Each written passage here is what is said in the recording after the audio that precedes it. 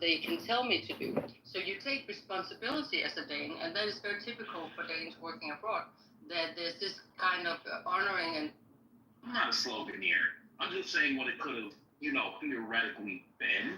I got That's why fund the block. Fund the block. Hold on. That's why defund doesn't work.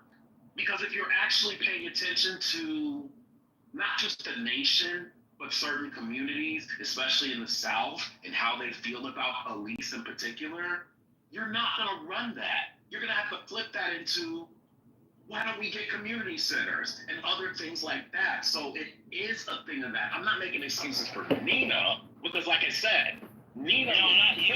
City. I thought you were talking about in general. City. My bad. It's going to blame the Democratic establishment. Whenever progressives lose, it's never that they alienate people. It's never that they're anti-party, or like I said with Nina Turner, the charter school thing may have pissed people off. It's never that they don't do, never that. It's only the Democratic establishment. Now, I happen to have some ins with some of the bougie blacks of Cleveland. They had meet and greets. Mm-hmm. They had church events. They had town halls and all types of shit. Nina Turner would not show up to talk to those old black church ladies because she had to do CNN hits. She knows she got to put the always brother, she was house. It's always the Democratic establishment fault. Hold on, I feel like James, you go. Can I go for a little bit and then you go, James? Bro, I just got up here and started talking. So did I. I'm going. Go ahead. No, I was just going to finish up my point about how the sloganeering doesn't work, especially when you don't have... Oh, I'm in the Matrix? I heard him clearly. You're actually coming in clear. I'm in the Matrix. I'm in the Matrix? I got all my bars. To make a long story short on my point on why defund doesn't work and why some of these other things don't work is because I think that the people that are running really don't have a good pulse or are outside enough where they could actually see why this may not work and why you may have to tailor the message to something that's more palatable. Defund was never going to work, like I said. You have a cultural context where unfortunately we have been inundated with pro-police propaganda. I mean, I still remember the Serena Daniels trial when Latanya Haggerty was killed in the late 90s, when that woman cried and said, "I fear for my safety." Even as a teenager, I said, they gonna let this woman go just because she cried on the stand and said she feared for her safety from a black woman that wasn't threatening her. And what happened?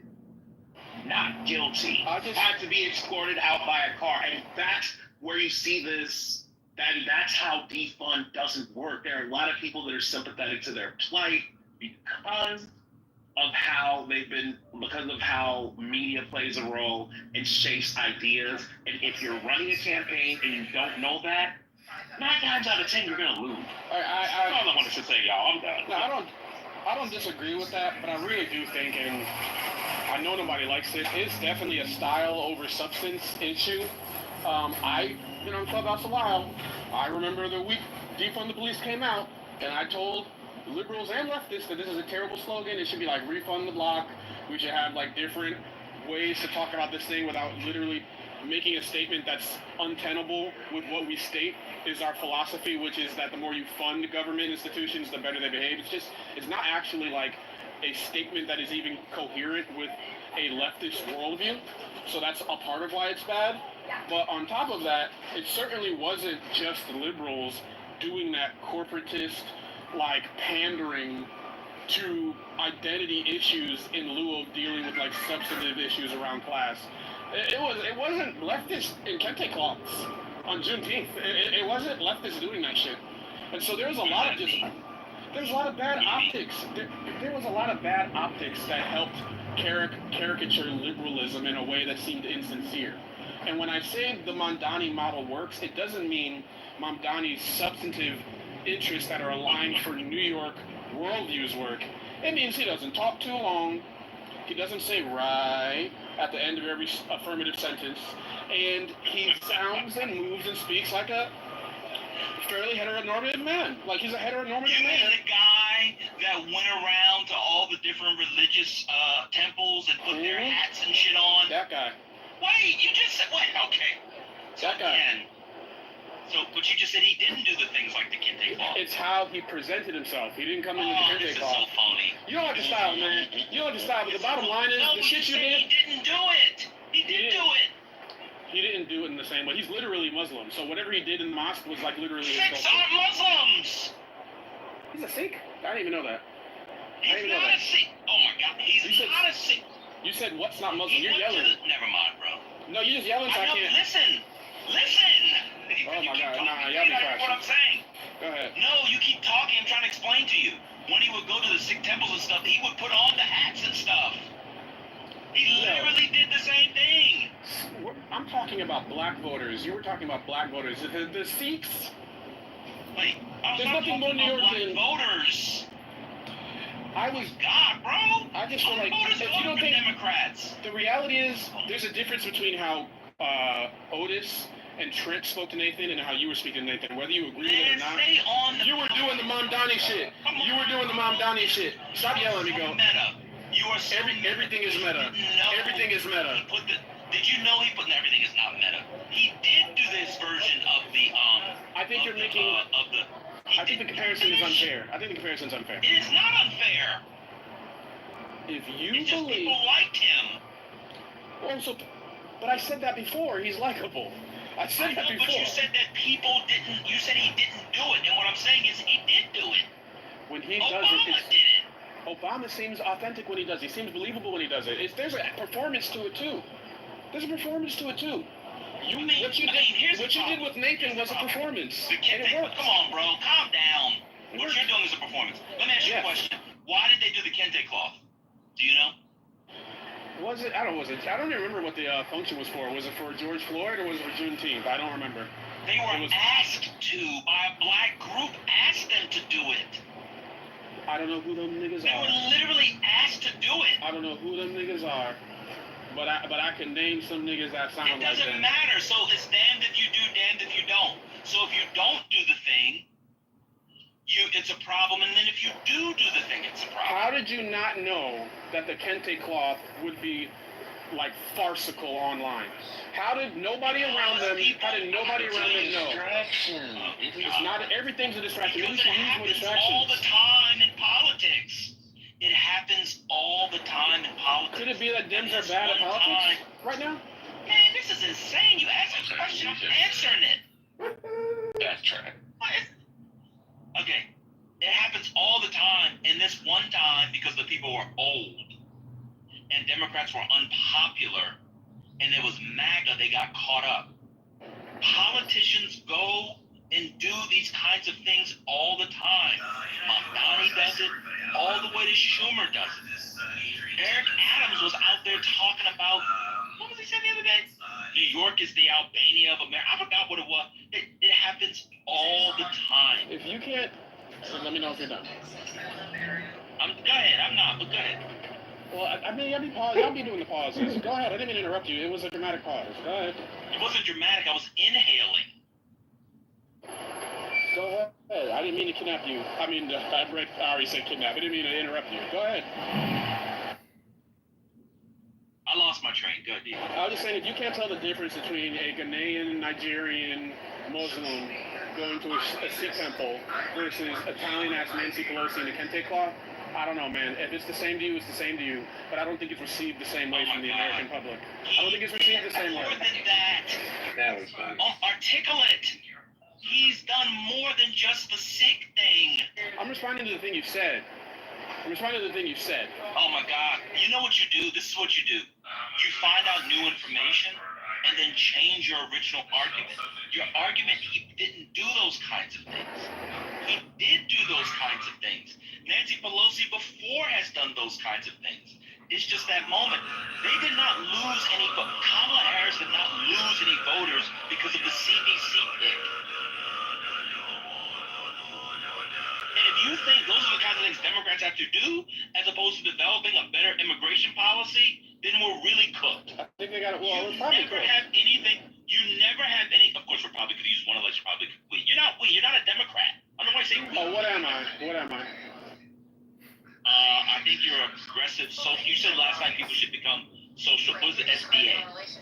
No, I said no. I'm not a DSA, but what I say is I think there's things you can learn from the DSA movement.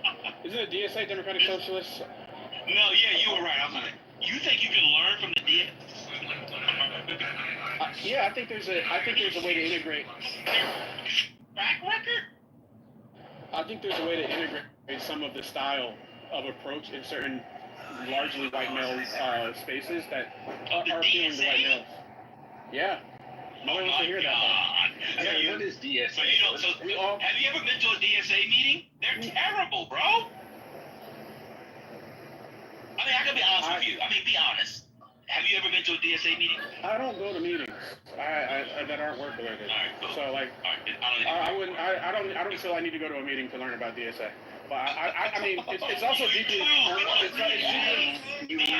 respect an opinion on that one. No, for those of us who know All y'all do is DSA, capital, either talk to me or shut up. I think it's funny. I think it's funny because those of us who know about DSA, especially in New York, they do all the racist cringe things that you say not to do. So it's actually very calculable for you saying people should learn from the DSA. Like everything you critique Democrats for, that's what DSA does. That's why it's funny. So what policies are they pushing for in the DSA? I don't know. That's Articulate. He was the one that said we should do DSA. Articulate. What 3 policies are they pushing for? Socialist shit. They're fucking democratic socialists. The Bernie shit. A lot of them are Bernie like. Some of them are cringe. Many of them are like Vermont side English lit type of people.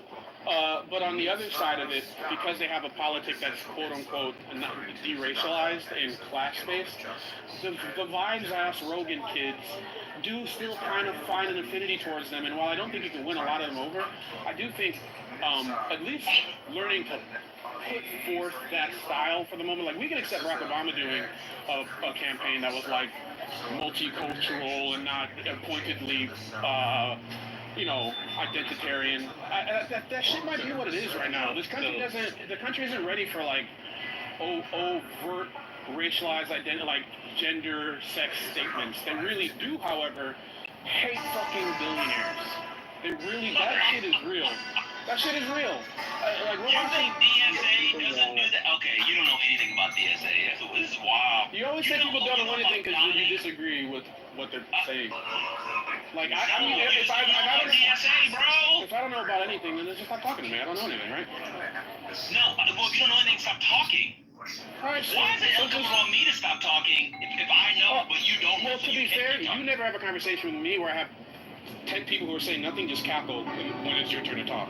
So that's just generally annoying. This one was really funny because the DSA does all of the identity stuff that you were talking about. I don't love all of it. I'm almost done. Mamdani himself, until about 3 weeks ago, also does all of the identity stuff. Like, this is what's funny about you somehow think that you said that they were deracialized and class-based and that they do socialist shit. That's hilarious. The DSA doesn't do socialist shit? That's not what the argument is? No. Okay, what's Democratic socialists. They do not believe in socialism. I understand They're a bunch of white boys getting ting-tanged. They're a complete mess. So many people have left the DSA. They're horrible. I get it. So let's just, I mean, who do you think is the model then, Bill? On a national level. But I already said it depends on the state. It depends on it. There is no model on the national level until you get a nominee. And so I think when you have a nominee, I think like right now, the model for Democrats successfully has been no one from the coast. That's probably what they need to do as a starting point. If that's how you feel, that's how you... argument, but I think it's true. If that's how you feel, that's how you feel. What I'm actually trying to say here isn't that you take everything that you hate about a DSA and apply it on the national level. I'm saying you find areas in which there is like traction, or at least like a depressive aspect on the opposition, the actual opposition, not internal oppositions. And you see where you can apply it. I think the thing that makes Mamdani most effective is he looks, talks, sounds, and feels like he does have to vote. Believe me, that was a struggle last year with the whole young people protesting last year. Last year. God, that feels like 10 years ago already, the presidential race. So he